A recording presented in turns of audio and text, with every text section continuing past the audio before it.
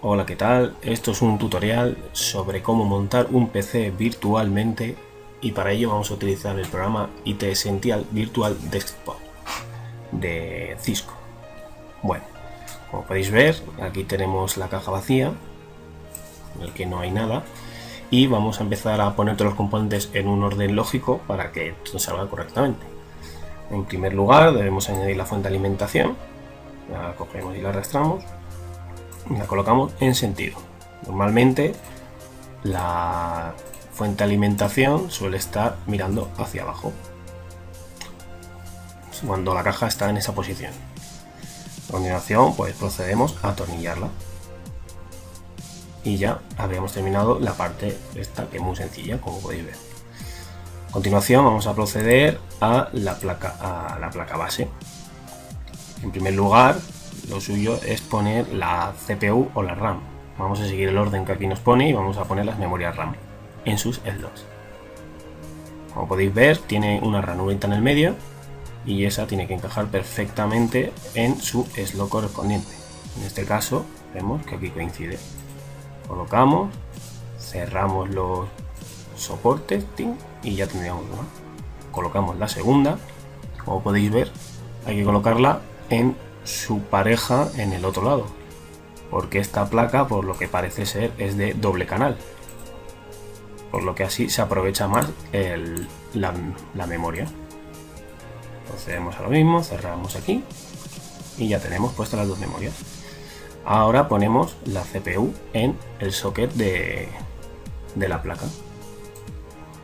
Echamos, la dejamos caer y, como veis, aquí en el zócalo hay un triangulito en una de las esquinas, y si os fijáis en el microprocesador también tenemos otro triangulito en una de las esquinas. Como veis, en ninguna esquina más está. Pues hacemos que coincidan y lo ponemos. Cerramos la tapa, en este caso que lleva tapa, y el gancho que hace la presión. Es recomendable, como vemos aquí, ponerle siempre un poco de silicona térmica, que esto ayudará a refrigerar mejor y a que haga mejor contacto con el disipador y el ventilador. Como vemos, aquí está, y se lo vamos a poner. En este caso, bueno, pues tiene este sistema de sujeción, que no es más que meter y girar. Esto es importante, el cable del ventilador. Si no ponemos esto, pues la podemos liar muy grande, porque puede que nos explote incluso. Y ahí lo tenemos. Una vez que ya hemos instalado todo lo de la placa base, lo fundamental, procedemos a poner la placa base en la caja. Como podemos ver, la placa tiene una posición, ya que estos elementos deben encajar en el hueco que procede en la caja, por lo tanto no hay lugar a confusión, además de que los tornillos coinciden con los agujeros. Una vez instalada, le ponemos todos los tornillos correspondientes y ya terminaríamos la placa base. Procedemos ahora a las tarjetas adaptables a la placa. Empezamos con una tarjeta de red. El tipo de conexión pues va aquí. Simplemente encajar y no forzar mucho las placas. La atornillamos. Ahora ponemos una para el wifi. La atornillamos.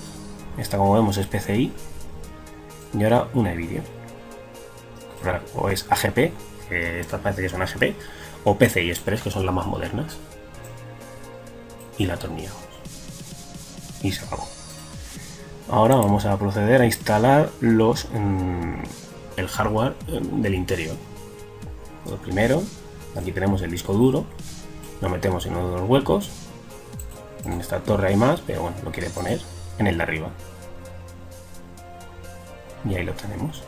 Y procedemos a atornillarlo por los laterales, como aquí nos muestra, por los dos lados. Y dentro pues nos instala, lo demás se instalaría desde fuera, que es a lo que vamos a ir ahora. El componente óptico, o el grabador de DVD, CDs o lo que queramos, y se instala exactamente igual que el disco duro. Lo metemos en su compartimento y ponemos los tornillos de forma adecuada. Si en caso de que tenga disquetera, pues exactamente lo mismo. Colocamos en su posición correcta y lo metemos con sus tornillos correspondientes en cada lado. Y ya tendríamos todos los dispositivos ensamblados en la caja. Ahora vamos a proceder a instalar los cables del interior, que probablemente sea lo que al principio dé más problemas. En este caso vamos a empezar con la fuente de alimentación. Como vemos aquí, tenemos el cable más grande y como vemos, pues el socket, pues el más grande. En este caso no se ve muy bien, pero vemos aquí que tiene una pestañita donde debería enganchar en el agujero. Por tanto, físicamente pues no habrá mucho problema. Pero aquí parece ser que sí.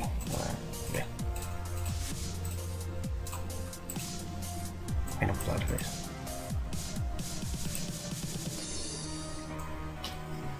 Conectamos este otro cable que suele ser sobre todo en las placas Intel antiguamente, aunque ahora suele venir en todas, que es alimentación extra para la placa, que suelen ser ya muy potentes. Como vemos, igual que el anterior, tiene la pestañita que engancha en su saliente y lo enchufamos. Aquí tenemos cables varios de diferentes dispositivos. Este es para tipos de CDs, de ventiladores extras, algunos y cosas así. Este que es más pequeño, suele ser para disquetera. Y hay que tener en cuenta que tiene que ir en esta posición, con esta parte hacia arriba siempre. Aquí porque no nos deja otra manera, pero en la vida real puede entrar de las dos maneras y hay que tener cuidado de las dos maneras. Este es para dispositivos SATA, que suelen ser los discos duros modernos, y ya reproductores y demás que también suelen tenerlo. Y este pues no tiene más. Y en caso de que tengamos ventilador interno, otro ventilador aparte del microprocesador, pues lo conectaríamos en sus conectores que se llamarían fan chas o fan ext, o bueno, como depende de la placa, pues tendría un nombre. Como vemos, tiene aquí dos hendiduras que tienen que encajar aquí y ya lo tendríamos todo conectado de la fuente de alimentación. Ahora procedemos a los cables. Vamos a conectar el cable pata. Estos son antiguos, normalmente no se suelen utilizar, pero nunca se sabe. Como vemos, no hay pérdida. Tenemos aquí un saliente que tiene que encajar aquí, por tanto, para adentro. Y este va a detector. Igual que antes, el saliente y el hueco. Ponemos el cable de la disquetera. En este caso no tenemos saliente por ningún lado, por tanto tenemos que ver cuál es el pin 1. En este caso no se señala, pero suele ser siempre en la misma posición, y tenemos que hacer que el pin 1 esté en el lado del color de la banda, como aquí podemos ver.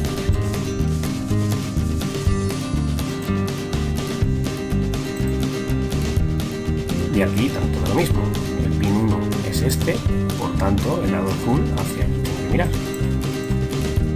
También, como podemos comprobar, aquí le falta un pin y aquí le falta un agujero, por tanto pues, tiene que ir. Vale, procedemos a los cables SATA, que estos sí son más comunes hoy en día. Como vemos, tiene una forma como de L. Así, tiene como una forma de L, pues tiene que encajar con la forma de L del conector. Y este exactamente lo mismo. Así, y ya tendríamos los cables. Ahora vamos a proceder a cerrar y conectar ya los últimos componentes externos del ordenador. Ponemos la tapa, ponemos con este más y la tornilla.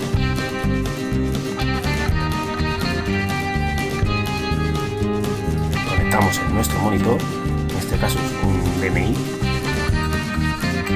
vemos que bueno, pues tiene los pines de una forma, pues no va a encajar de otra, a no ser que seamos muy bestias y no lo carguemos. Así que con cuidado lo metemos y lo atornillamos. Ponemos el teclado, en este caso es PS2, como vemos el color nos suele ayudar muchas veces, ahora con morado, y lo mismo, los pines adecuadamente. Tener cuidado de no doblar ningún pin porque luego no se pueden recuperar muchas veces. Aquí tenemos el ratón, que utiliza también PS2 en este caso como el teclado, pero tiene otro color como podemos ver. Un USB, esto es lo más normal. Lo más normal del mundo, todo el mundo habrá puesto un USB, pero vamos, lo mismo, tiene que tener su posición. Nuestro cable Ethernet de red normal, más de lo mismo, tiene aquí su pestaña en el que encaja en el hueco. Una antena wifi, la ponemos y la enroscamos sin más, y nuestro cable de internet. Este hay que poner el último pues, para evitar accidentes y sustos inesperados. Y ya tendríamos nuestro ordenador completamente funcionando y operativo. Espero les sirva de ayuda si alguna vez quieren montar algo y muchas gracias por verlo. Hasta luego.